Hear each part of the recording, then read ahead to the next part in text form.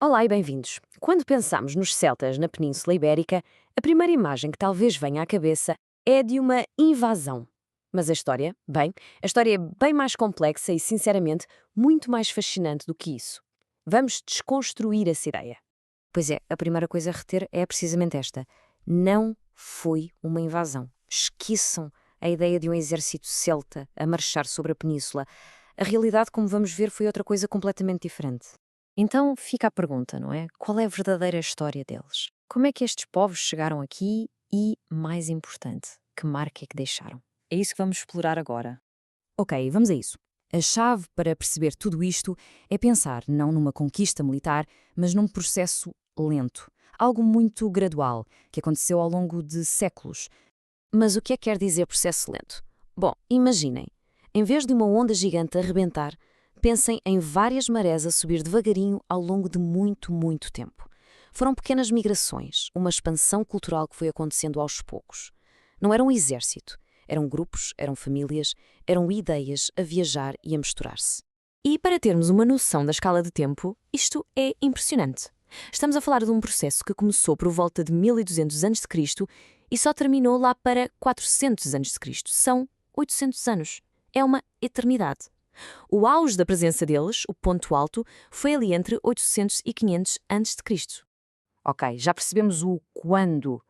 Agora, falta o de onde. De onde é que vieram estes povos? A resposta leva-nos direitinhos ao centro da Europa. As raízes culturais dos celtas estão mesmo na Europa Central. Os arqueólogos associam-nos a duas culturas super importantes. Primeiro, a cultura de Hallstatt, que floresceu na zona que hoje é a Áustria. E depois, a cultura de Laten, mais para a zona da Suíça. Foi a partir daí que tudo começou a expandir-se. Muito bem. E como é que esta expansão chegou cá? Bom, o processo não foi simples, não foi uma via única. Foi uma combinação de movimento de pessoas e, muito importante, movimento de ideias. E aqui está o resumo. Houve duas maneiras disto acontecer. Por um lado, a mais óbvia, a migração física. Grupos de pessoas a atravessar os Pirineus, a pé.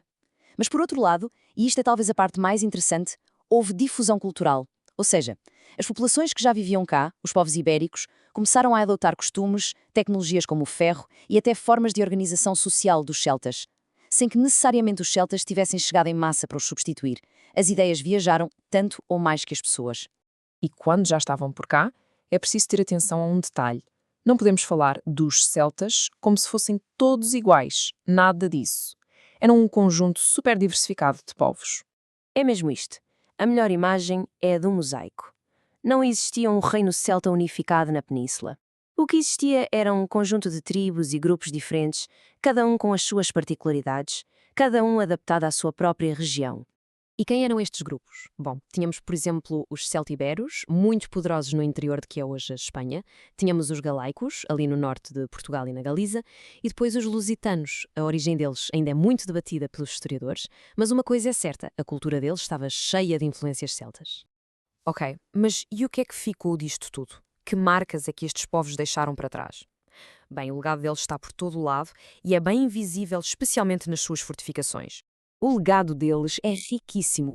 Primeiro, os famosos castros, aquelas aldeias fortificadas no cimo dos montes que vemos por todo o lado, sobretudo no norte. Depois, a tecnologia. Eram mestres a trabalhar o ferro. A cultura guerreira deles também ficou para a história. Deram imensa luta aos romanos quando eles chegaram. E, claro, a influência na língua e nas tradições que ainda hoje se sente em muitas zonas do norte da península.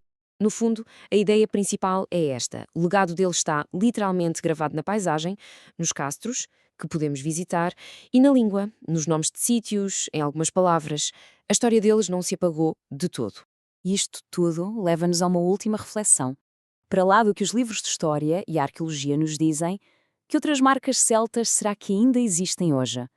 Se calhar em certas festas populares, em tradições locais, em lendas.